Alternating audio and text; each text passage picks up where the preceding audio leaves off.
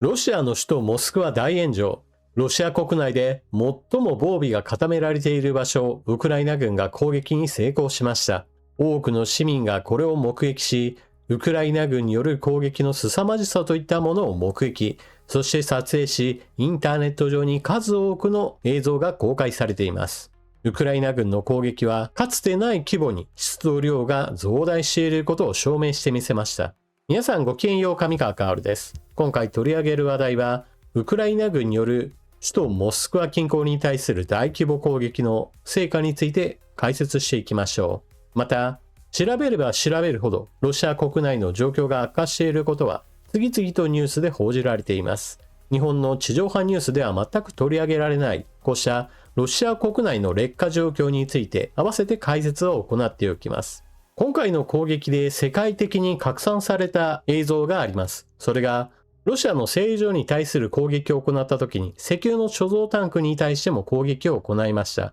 その攻撃の一つとして石油タンクが大爆発を起こし、屋根が吹き飛んだという映像が出ているのです。写真だけを見るとちょっとこれ AI で作ったんじゃないのというふうに突っ込む方もおられるでしょう。しかし爆発の瞬間については様々なところからの映像が撮影され、そしてインターネット上に公開されています。私が見た時には3方向からの映像を確認することができました。ですから、これらが生成 AI に作った嘘の写真ではないということは明らかです。そして、周辺におけるドローンの襲来についても数多くの人たちが映像を撮影し、インターネット上に公開していました。特徴としてわかることがいくつかあります。まず第一に、ウクライナ軍は比較的速度の遅い、そして見つかりやすい大型のドローンを大量に投入しました。もしかしたら映像に残っていない弾道ミサイルがわずかに混ざっているかもしれませんが、攻撃の主体は大型のドローンでしょ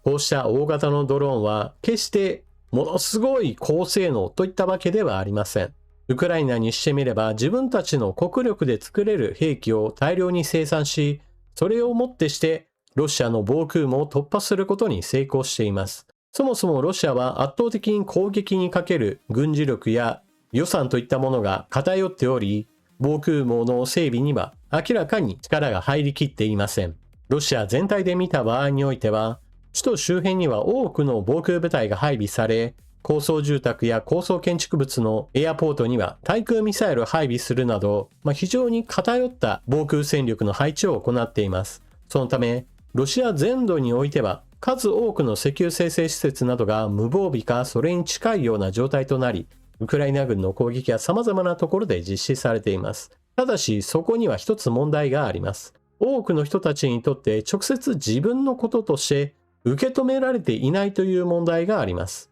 ロシアの国家に対する打撃にはなっても、ロシア人の心にはなかなか戦争を身近に感じることができないという問題があります。そのことを非常によく表している映像が一つありました。それは、ウクライナ軍の攻撃によってすぐ間近で黒煙が上がっているような状況を多くの人たちが撮影し、その後インターネット上に公開しているのです。この光景を見ても何も思わない方もおられるでしょう。ですから詳しく解説を行っておきます。まずウクライナ軍の目標としているのは戦略資源に対する攻撃です。国家収入の柱である石油関連施設や、もしくは戦争に直接関係している軍の施設や軍需工場などを徹底的に叩いています。これを聞くと別に不思議なことではないと思うでしょう。しかし、ロシア軍は全く異なる軍事行動を行っています。それは、ウクライナの市民を徹底的に狙って攻撃しているのです。商店であったり、住宅地であったり、まずは市民を狙う。その目的は、ウクライナの国民の戦う意欲そのものを削ぎ落とそうとしているからです。また、戦争が長期化することによって民間人の死傷者が増えれば、それがウクライナ国内における反戦運動や反戦の機運といったものを高めることを狙っているわけです。実際このようなロシア側の行動に対して日本国内においては戦いを続けるから一般市民の犠牲者が増えるんだという形でゼレンスキー大統領を批判する声も上がっています。私にしてみれば侵略者を味方するようなこうした意見は全く賛同できません。ですからロシア軍は一般市民を狙い続ける攻撃を行っているので、空襲警報などが鳴れば、多くの人たちは屋内や地下室といったものに避難し、攻撃を耐え忍んでいるのです。では、映像にあるようになぜロシア人はウクライナ軍の攻撃を間近で見ようとしているのか。それはウクライナ軍の攻撃は一般市民を狙っていないことを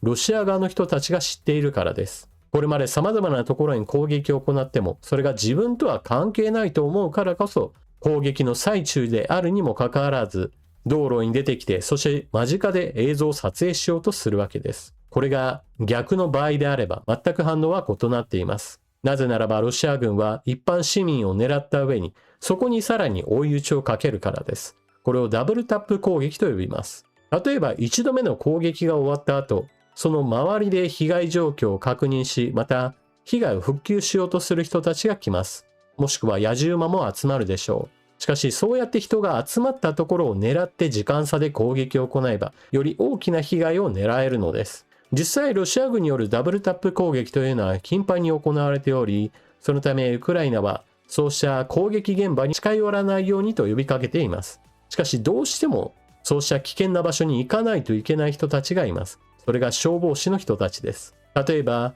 住宅に対する攻撃があった時、そこで負傷している人たちや火災に見舞われている人たちを助けなければなりません。どんなに一般人に近づくなと言っても、そうした人たちだけはどうしても行かなければなりません。ロシア軍はそうした人たちも狙って攻撃を行うのです。逆にそうしたことを全くウクライナ軍が行っていないから、ロシア人はどうせ自分たちには攻撃が来ないだろうという、そうした考えで攻撃の真っ最中でもどんどん通りに出てくるというわけです。さて、今回の攻撃はそうした意味では、直接的にロシアの石油資源に対する攻撃を行ったわけですから、国家収入に打撃を与えるという、いわば戦略爆撃の一面を持ちます。しかし同時に最も多くの人口を抱える首都モスクワ、その周辺に対する攻撃を実施したことにより、多くの人たちが目撃、映像を公開し、ロシア国内にも非常に拡散されたでしょう。そうした意味では、人々の心に直接響くような攻撃にもなったわけです。また、モスクワ近郊のモスクワ製油所は、この地域全体に対する大きな燃料の供給源でした。原油のままでは使えませんから、それを精製して様々な燃料に変換する必要があります。その生成能力が大きく落ちることとなり、当然より遠くの場所から燃料を供給しなければならなくなります。輸送コストは非常に増大するでしょう。また、全体量で言っても、ロシアの石油生成能力は約16年前の水準まで低下しており、これによって隣国ベラルーシからの輸入量といったものが前年比10倍に拡大しています。しかしそれでも足らないようになりました。ロイター通信の報道によると、ロシア当局者の話として、国内で不足している問題に対応するため、海外からの輸入量を本格的に増大させる必要があるとして、船便を使ってでも大量に輸入するという計画を立てたというのです。ロシアは石油が取れる国です。これまでロシアの国家経済を支えていたのは、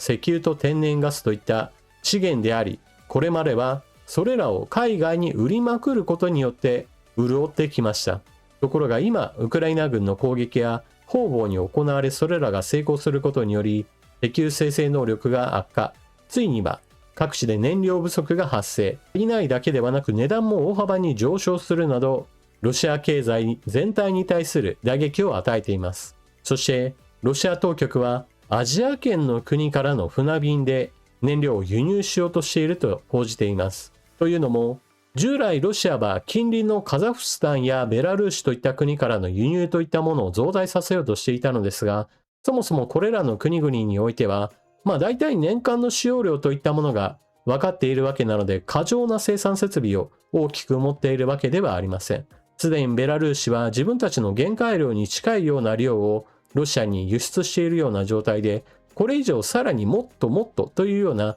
生成能力それ自体が余剰がありません。一方でカザフスタンも隣国に対して衛星した後の燃料をどんどんと輸出するといったことはあまり考えていない国でした。原油を輸出するということに関しては、それは別に輸出した先で生成するので、カザフスタンが考えることではありません。ロシアもカザフスタンも別に従来であればそういった関係ではなかったので、今になって生成したものをよこせと言われても、そんな余剰能力はないというわけです。では、船でアジア圏から輸入するとなれば、それは非常に大きなコストになります。おそらくは中国を念頭にした今回の計画ですが、ロシアの燃料の一大消費地はロシア西部であり、中国が直接国境を接しているロシア中部や東部ではありません。中国の港から出て、その船が一体どこに向かうかといえばバルト海です。非常に長大な距離を燃料を運ばなければならないわけなので、これは非常に大きなコストアップになるでしょう。石油が取れる国で燃料を海外からの輸入を増加させなければならないというのは、まさにウクライナの戦略資源攻撃の成果だと言えるでしょう。そして現状ではそうした海外に輸出して金を稼ぐための石油や天然ガスによる収入といったものが頭打ちになる中において、軍事支出ばかりが非常に増大しまくることにより、国家経済は非常に大きな危機を迎えています。ロシアの中央銀行や財務省は軍事支出について抑えるようにとプーチン大統領に進言したと報じられています。ところが、プーチン大統領は全く真逆の返答をしました。軍事予算をさらに増大させよと。従来のロシアの国家予算のうち 30% 程度が軍事関連の支出となっています。これだけでも十分多いわけですが、これをさらに上回り大幅な増加要請を出しています。それは国家予算の 40% 以上を軍事予算に充てろというものです。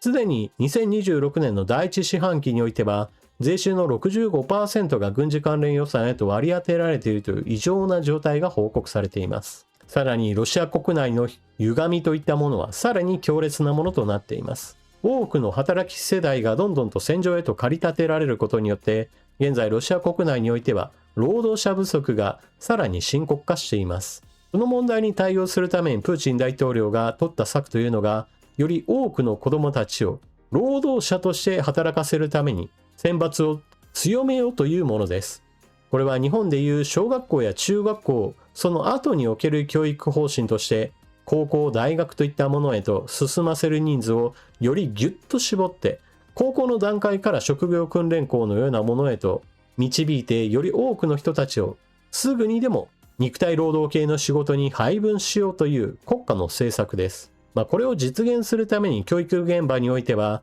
あなたの成績ではもう高校大学に行くことなんて考えるなというような形で、さっさと職業訓練校に行けというふうに誘導し、また高校大学における教育費についてもどんどんと値上げをすることによって、より多くの人たちを大学ではなく、もっともっとすぐにでも働かせるようにと誘導しているというのです。今回ウクライナ軍はロシアの首都モスクワに対する大規模攻撃を行いました。ただしそれは一般市民に対する攻撃ではなく、首都モスクワ周辺における燃料供給の源泉であるモスクワ製油所に対する徹底的な攻撃でした。これによってこの周辺における燃料不足はさらに深刻化するでしょう。すでにプーチン大統領からは見放されているようなシベリアやもしくはクリミア半島周辺における燃料不足はさらに深刻化しており、ガソリンスタンドに並んでいる人たちがすでにガス欠を起こして手押しで燃料を入れてほしいと懇願するような場面なども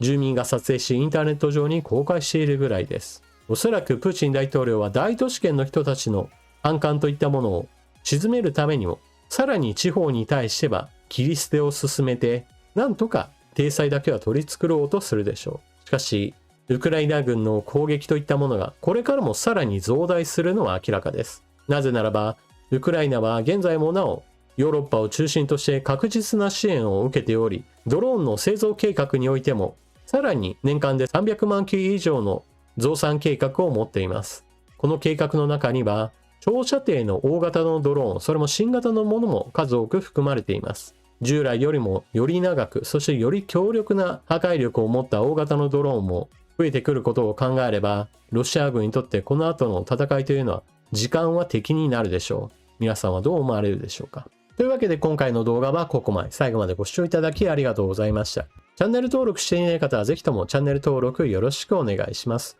そして情報が役に立ったなと思う方は、このチャンネルの活動を継続するためにもメンバーシップへの加入をぜひともよろしくお願いします。皆様からの視聴やもしくはチャンネルメンバーになった方からのお金を元にしてこのチャンネルの運営が継続されています。ぜひとも他の方にもお勧めしてくれると嬉しいです。それでは次の動画でまたお目にかかりましょう。またね。